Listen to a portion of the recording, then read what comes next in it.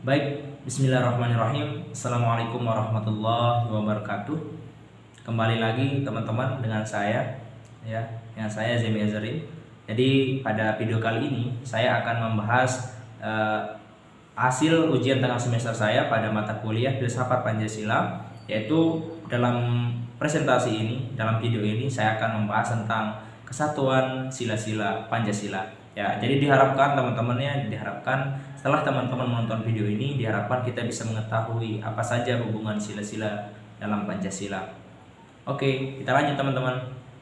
Ya, jadi pada slide kedua ini teman-teman, di sini ada dosen pengampu pada Bapak Muhammad Zubair MPD. Kemudian yang kedua Ibu Basariah SPD MPD. Oke, the next teman-teman ya.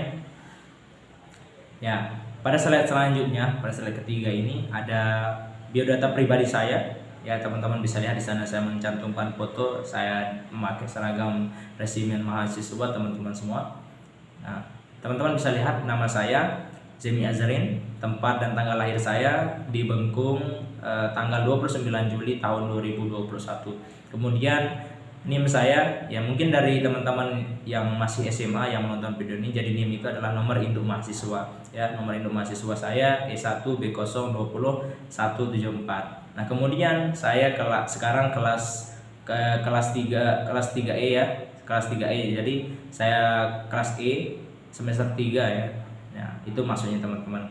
Nah, terus prodi saya prodi Pendidikan Pancasila dan Kewarganegaraan atau disingkat dengan PPKN. Nah, terus pada mata kuliah ini sekali lagi saya katakan bahwa pada mata kuliah ini mata kuliah Filsafat Pancasila teman-teman. Oke, kita next teman-teman. Ya. Nah, ini adalah pokok-pokok pembahasan yang akan kita bahas pada video ini teman-teman. Jadi dalam hubungan sila-sila Pancasila, ada 4 pokok pembahasan yang akan saya jelaskan di sini dalam video ini. Yang pertama yaitu terkait Pancasila sebagai sebuah sistem filsafat. Terus kemudian yang kedua adalah susunan Pancasila bersifat hierarkis dan piramidal. Kemudian rumusan Pancasila bersifat hierarkis dan piramidal. Kemudian dan yang keempat itu adalah dasar ontologis, dasar epistemologis dan dasar aksiologis dari sila-sila Pancasila teman-teman. Oke teman-teman, mungkin kita bisa lanjut ya. Kita akan membahas pokok pembahasan yang pertama yaitu Pancasila sebagai sistem filsafat. Oke teman-teman, next ya. Nah, Pancasila sebagai sistem filsafat teman-teman.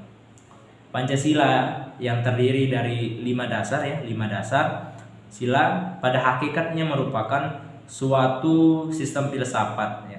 Apa sih sistem itu teman-teman? Jadi sistem itu adalah suatu kesatuan dari berbagai komponen ya, dari berbagai komponen yang memiliki fungsi yang berbeda-beda namun tujuannya sama teman-teman ya. Jadi dalam sila Pancasila, dalam 5 sila Pancasila itu memang berbeda-beda teman-teman, tapi tetap satu tujuannya ya, satu tujuannya teman-teman yang ingin dicapai. Nah, terus kemudian teman-teman, Pancasila ini dikatakan sebagai sistem filsafat karena sila-sila dalam Pancasila itu adalah saling berkaitan ataupun saling berhubungan satu sama lain. Nah, dan sila-sila ini tidak bisa dipisahkan teman-teman. Artinya dari sila pertama sampai sila selanjutnya itu tidak bisa dipisahkan. Kita ketahui sendiri teman-teman ya bahwa dalam Pancasila ini adalah sebagai dasar negara kita.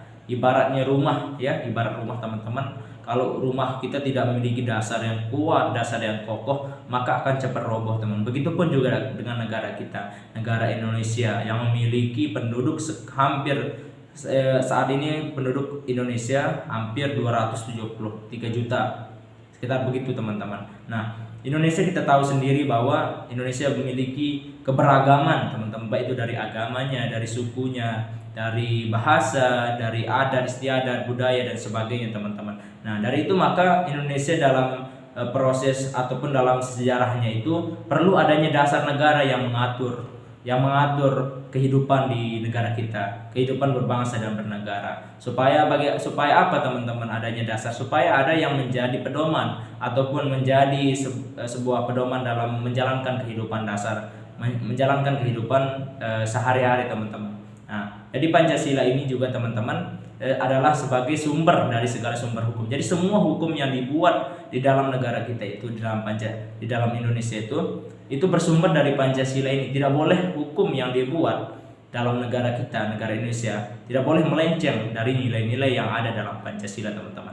Makanya Pancasila ini dikatakan sebagai dasar, ya, sebagai dasar dalam negara Indonesia. Pancasila, panca artinya 5, ya. Panca artinya 5 dan sila artinya prinsip, ya. Ya, jadi 5 sila ataupun 5 prinsip yang ada itu yang menjadi dasar negara kita. Tidak hanya menjadi dasar namun juga menjadi ideologi negara kita, teman-teman. Oke, kita next, teman-teman. Ya. Jadi di sini yang kedua, pokok pembahasan yang kedua adalah susunan Pancasila, ya, susunan Pancasila yang bersifat hierarkis dan piramidal. Jadi di sini pada slide ini teman-teman bisa lihat bahwa di sana ada sila pertama, sila kedua, sila ketiga, dan sila keempat dan sila kelima. Di sana ada tanda panah warna kuning, ya, warna kuning. Nah, dan di atas tanda panah itu ada tulisan menjiwai. Kemudian ada lingkaran meliputi. Apakah teman-teman mengetahui hal itu? Apa sih maksudnya? Itu. Jadi maksud dari hal itu bahwa dalam sila-sila Pancasila itu saling berhubungan, saling berikatan satu sama lain. Kenapa dikatakan sebagai susunan yang bersifat hierarkis dan piramidal?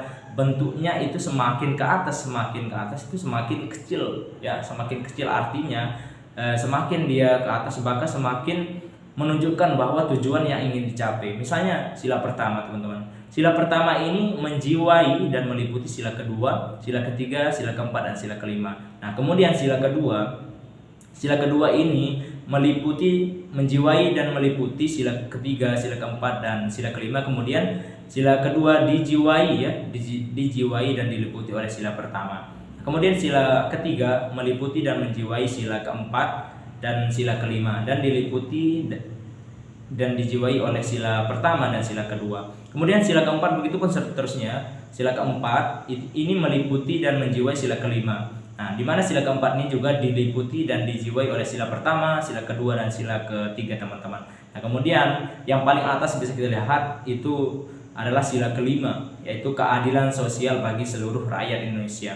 Nah, jadi dalam sila kelima kenapa dia paling atas? Ini adalah sebuah harapan kita bersama bahwa dalam Pancasila itu sudah disebutkan ataupun sudah disampaikan bahwa harus ada keadilan, keadilan itu harus ada di negara kita, teman-teman. Makanya sila kelima ini adalah diliputi dan dijiwai oleh sila pertama, sila kedua, sila ketiga, dan sila keempat, teman-teman.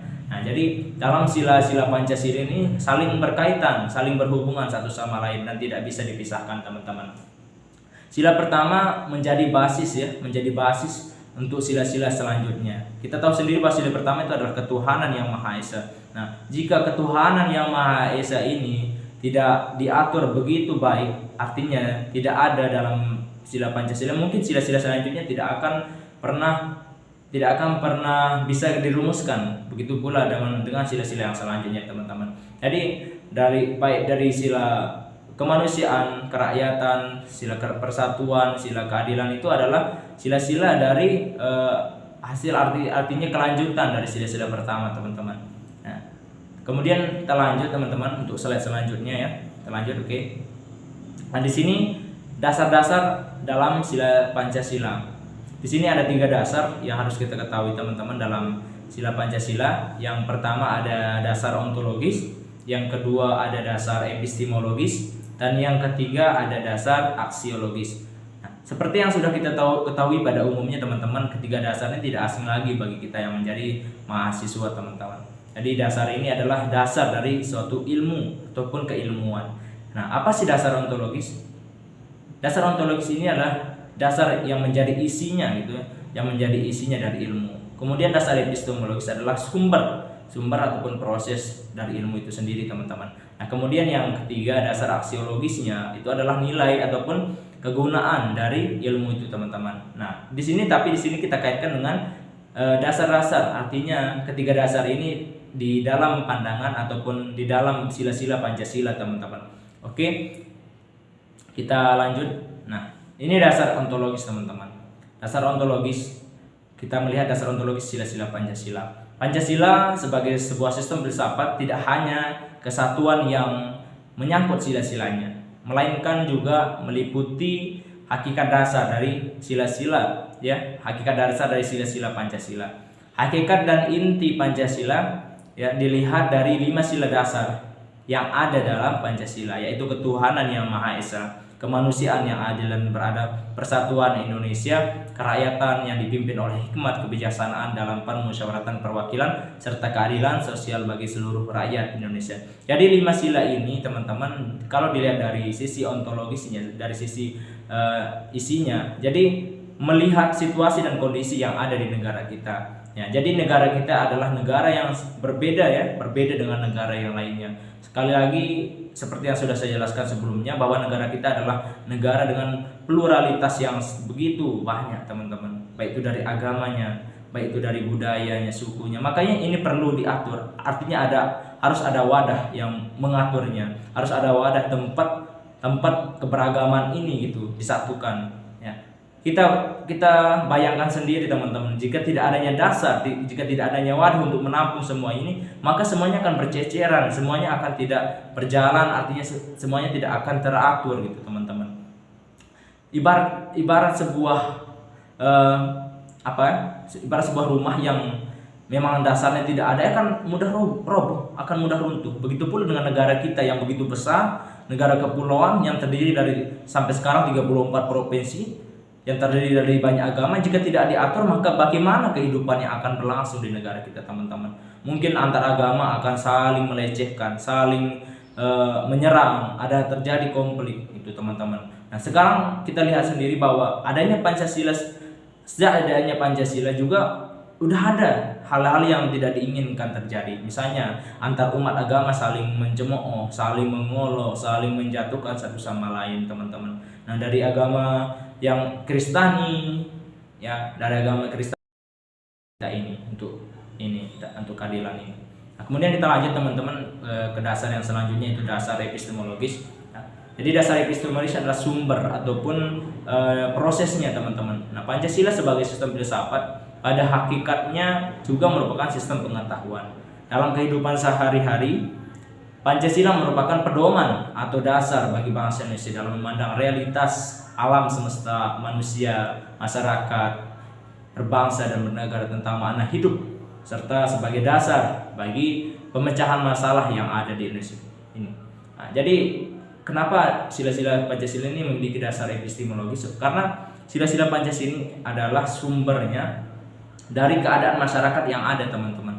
Jadi masyarakat ini membutuhkan sebuah kesatuan, sebuah kedaulatan dalam masyarakat. Dalam kehidupan berbangsa dan bernegara ini perlu adanya sebuah aturan ya, perlu adanya sebuah dasar ya, yang mengatur. Nah, nanti sehingga diharapkan tidak ada orang yang semena-mena, orang yang semau-maunya gitu teman-teman ya. Kemudian yang ketiga, dasar aksiologis, yaitu nilai kegunaan. Nah jadi berbicara tentang nilai kegunaan, mungkin kita sudah sama-sama dengarkan tadi penjelasan sebelumnya bahwa Pancasila ini sebagai dasar negara, sebagai pandangan hidup negara, sebagai falsafah bangsa. Jadi Pancasila ini dibentuk untuk mengatur ya, untuk mengatur semua yang ada dalam negara kita. Jadi semua hukum yang dibuat di negara Indonesia itu harus berdasarkan Pancasila, harus berdasarkan nilai-nilai yang terkandung dalam Pancasila. Tidak boleh melenceng dari nilai-nilai Pancasila itu teman-teman. Makanya Pancasila ini adalah dikatakan sebagai sumber dari segala sumber hukum yang ada di Indonesia teman-teman. Jadi nilai kegunaan Pancasila ini menyatukan warga Indonesia atau rakyat Indonesia dari Sabang sampai Merauke. Jadi semua agama itu sama, artinya dalam artian terhimpun dalam Pancasila, sila pertama ketuhanan yang Maha Esa. Tidak ada agama yang dikedepankan, tidak ada agama yang dibelakangkan di Indonesia. Kita tahu sendiri bahwa ada 6 agama yang sudah diakui secara sah oleh negara Indonesia. Itu ada agama Islam, ada agama Kristen, ada agama Konghucu, terus ada Hindu, Buddha, ya, ada agama Katolik. Itu adalah 6 agama yang diakui secara sah oleh hukum di Indonesia. Kemudian dalam proses pembentukan Pancasila ini kita tahu bahwa dulu oleh tokoh pahlawan, artinya yang merumuskan Pancasila seperti Muhammad Yamin, Insinyur Soekarno dan Ahmad Subar dan Mr. Supomo, ini betul-betul memperhatikan ya, betul-betul melihat situasi kondisi yang ada, sehingga dalam Pancasila ini ada namanya nilai dasar yang terkandung dalam Pancasila, seperti nilai ketuhanan, nilai kemanusiaan, nilai persatuan, kerakyatan dan keadilan. Itu adalah nilai dasar yang terkandung dalam Pancasila.